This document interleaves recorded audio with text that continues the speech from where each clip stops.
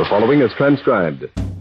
Welcome to Bat-Supe, the never-nutritious, definitely delicious podcast dedicated to the old-time radio adventures of Superman and the dynamic duo. Buckle your utility belts for lots of maiming, plenty of switcheroo, and relentless antagonism galore. Before we get to today's adventure, let's pause for this important message. Well, gang, now that we're starting up the Swell Prizes program again, we wanted to let you know that there's something fun you can do while you're waiting for us to get those specially marked cans off the assembly line and into your hungry hands. And whether you know it or not, some of you have already done it. That's right, fellas and girls, it's the Bat-Supers Club. Now, if you were one of those lucky kids who sent their Bat-Supe decoder rings to the, FBI, or got your certificate of authenticity for those swell shell casings, or got one of our cool can openers, you're already registered and a full-fledged member of the Bat-Supers Club. Start checking your mailboxes for your membership welcome kit, complete with your snazzy official membership card. If you still need to join, signing up is easy. Just fill out the neat form under the labels of cans of never-nutritious, definitely delicious Bat-Supe and send them in. Or if you don't want to do that, you can just visit your local police station and get registered there. They even have membership kits while supplies last. Heck, you can even ask to get fingerprinted if you want to. Yes, sir. That's one of the many perks you'll enjoy as an official Bat-Super. Keep listening for more perks, and remember, it's all from Bat-Supe, available wherever fine podcasts are sold. Keeping up with the Joneses can also mean just knowing where they are.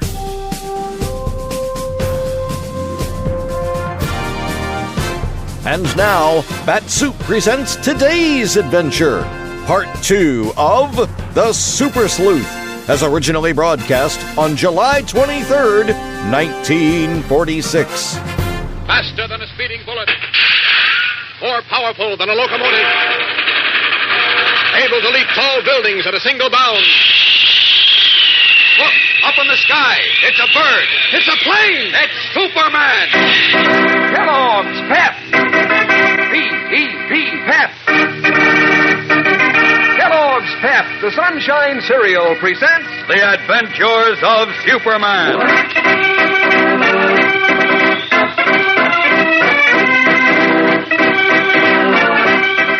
Clark Kent, otherwise known as Superman, is on the spot, for Herbert Calkins insists on making a test that cannot help but reveal the reporter's real identity.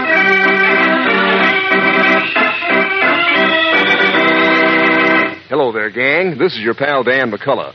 Say, when you buzz into breakfast tomorrow morning, treat yourself to a Pep Double Scoop. You know, that's this week's Pep Dish of the Week, and it's double everything you say for delicious. Here's the pitch.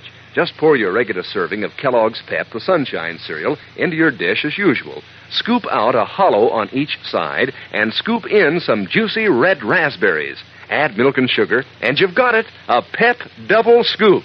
And believe you me, you've got a scooper-duper. You'll dig into those ripe red raspberries right along with tender, crisp flakes of Kellogg's Pep that are loaded with full wheat sunshine flavor, and with every spoonful, you'll say, "Brother, give me another." That's how slick Pep always tastes.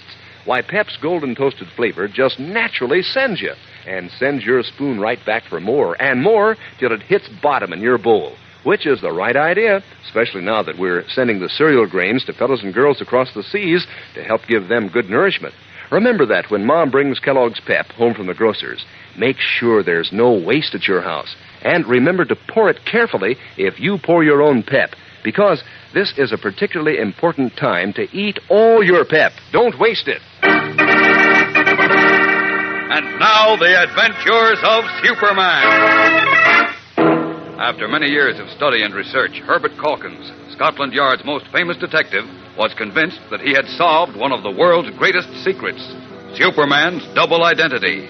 To secure final proof, Calkins came to the United States, where he visited Clark Kent at the Metropolis Daily Planet and flatly stated that he, Kent, was Superman. Startled, Kent attempted to laugh the famous sleuth out of his theory, but was unsuccessful, and finally had to agree to submit to a test.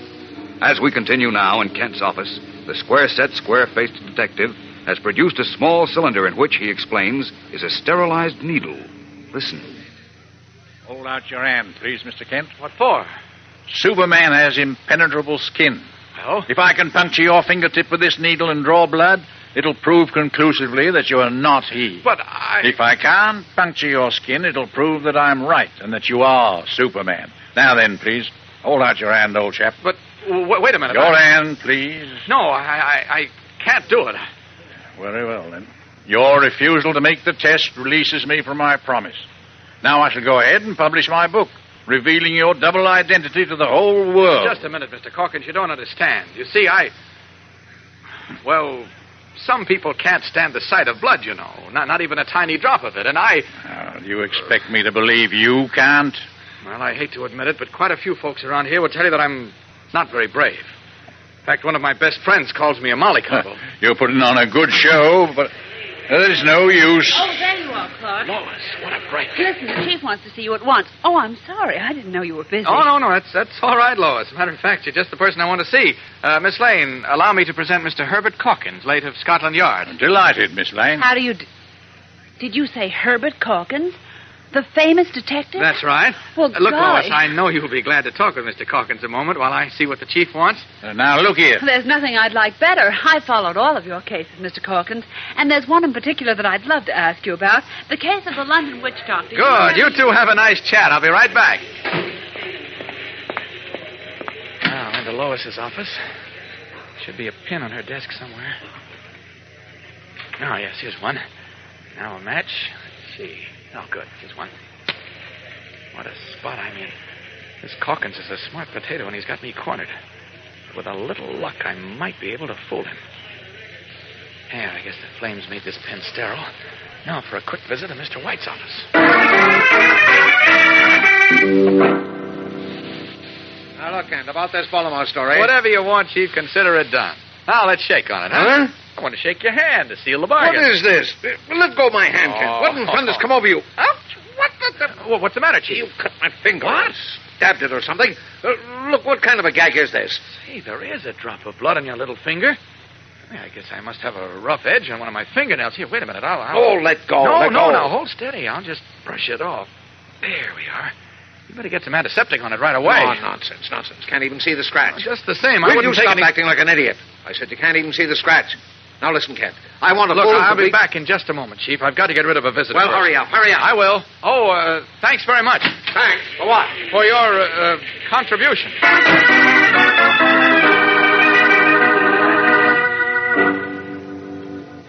I don't like to say it, Mr. Calkins, but Clark is a bit of a sissy. Oh, thanks for the send-off, Lois. Oh, Well, I don't care, Clark.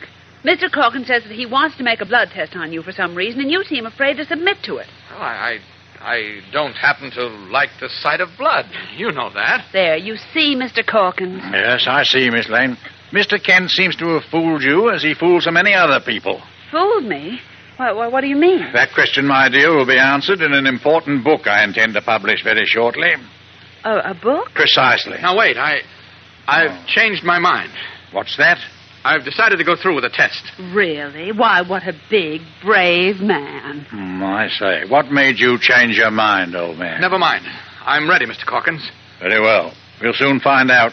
Hold out your hand, Mr. Kent.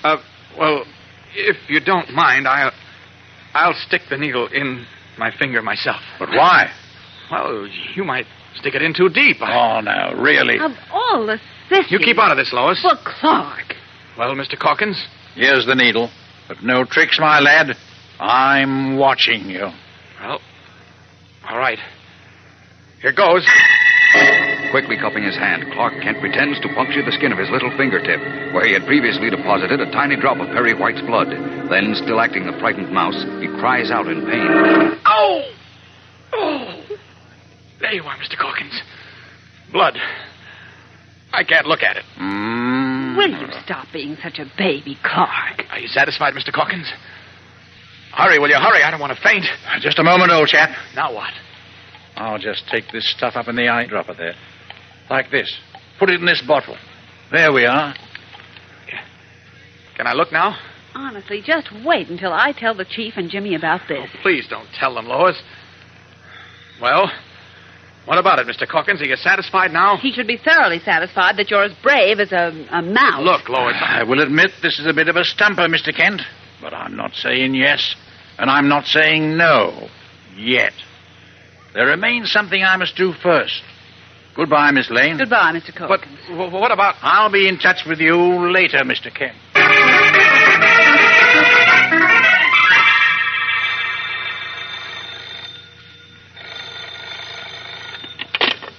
Hello, Lois Lane speaking. Are you there, Miss Lane? This is Herbert Calkins. Oh, yes, Mr. Calkins. Wasn't that the silliest scene in Clark Kent's office just now? Well, I wouldn't call it silly. I've just examined the specimen of blood under my microscope. Don't tell me. Let me guess. It came from a mouse. Oh, no, it's human, all right. I can't believe it. But I'd like to talk to you about it, as well as about something else I believe you'll find most interesting. Really? What is it? I prefer not to discuss it over the telephone, if you don't mind.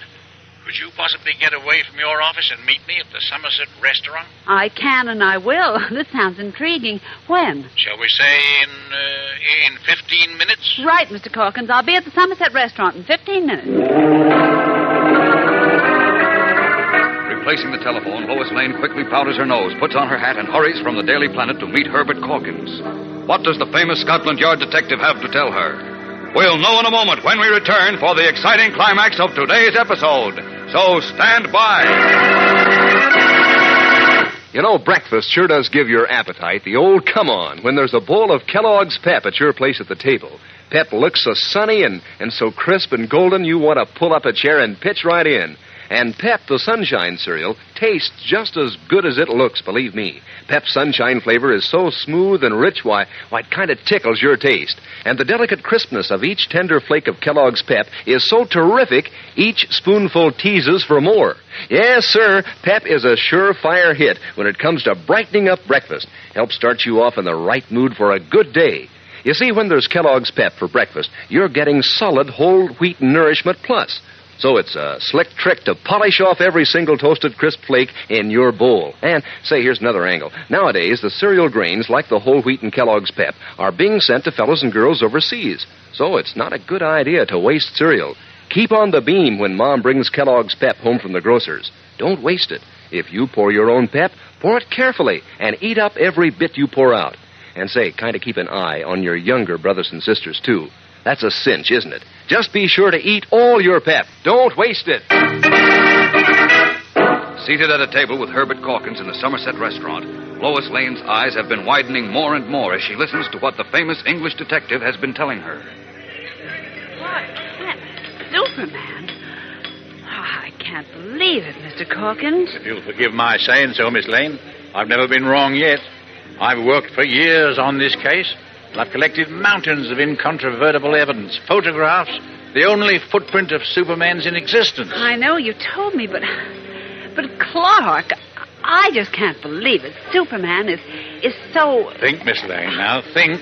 Certainly a bright young lady like yourself must have suspected a connection between Kent and Superman at one time or another. But it's impossible, Mr. Calkins. Superman isn't afraid of anything, while Clark, as anyone can see, is... Well, he's afraid of his own shadow. Nonsense. He's very clever. He puts on an act, as you Americans say. An act? Certainly. The more unlike Superman you think him, the less likely you are to suspect his real identity, you see? Yes, I see what you mean, but... Oh, wait a minute. You're wrong. Superman has impenetrable skin. If Clark were he wouldn't have been able to puncture his finger. I don't believe he did. Well, how can that be when you saw him I saw him appear to prick his finger, and I saw the drop of blood. I'm convinced, however, that he tricked me. Why, how could he? I don't know how, but I'm certain he tricked me in one way or another. However, I mean to make sure, by Jove. Well, how? Goodness gracious, I'm all excited, Mr. Calkins. I've evolved another test, which our friend, clever as he is, won't be able to get out of. It'll prove, definitely, whether he is or is not Superman. But in this, I'll need your help, Miss Lane. Me? Yes. Will you help me? Oh, will I? And how? Why, if what you say is true, it'll be the biggest story of the year, of the century. And what a laugh I'll have on Clark. You tell me your plan, Mr. Corkins. Righto. With your cooperation, I can't fail. And by tomorrow night, Superman will be revealed as Clark Kent. Now, this is what I wish you to do.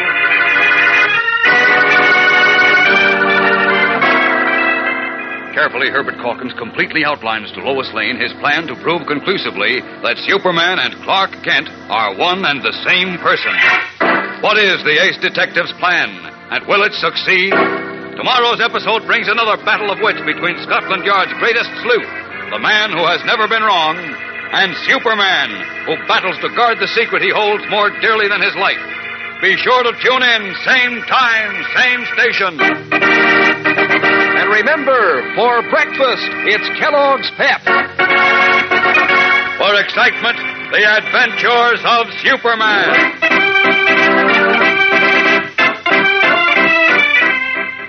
Superman is a copyrighted feature appearing in Superman DC comic magazines and is brought to you Monday through Friday at the same time by Kellogg's Pep, the Sunshine Cereal.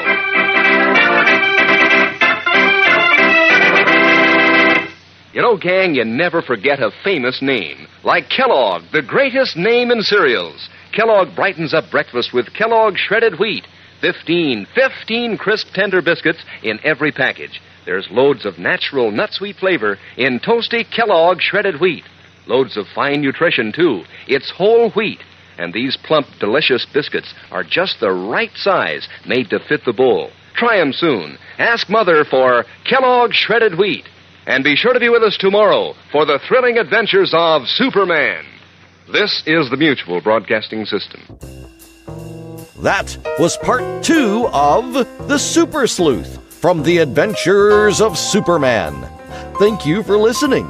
Subscribe to Bat-Supe wherever you get your podcasts. Bat-Supe is also available on YouTube and Facebook and is a proud member of the Moonlight Audio Theater family of podcasts. And will soon be heard as part of the Mutual Audio Network's Saturday Story Circle. Learn more at bat-supe.podbean.com. Well, that'll wrap things up for this episode of Bat-Supe. But be sure to tune in next time when you'll hear Jimmy Olsen say... Yeah, wacky giddy. I think the heat's got her. Ladies and gentlemen, the chief hope of our enemies is to divide the United States along racial and religious lines and thereby conquer us. Let's not spread prejudice. A divided America is a weak America. Through our behavior, we encourage the respect of our children and make them better neighbors to all races and religions.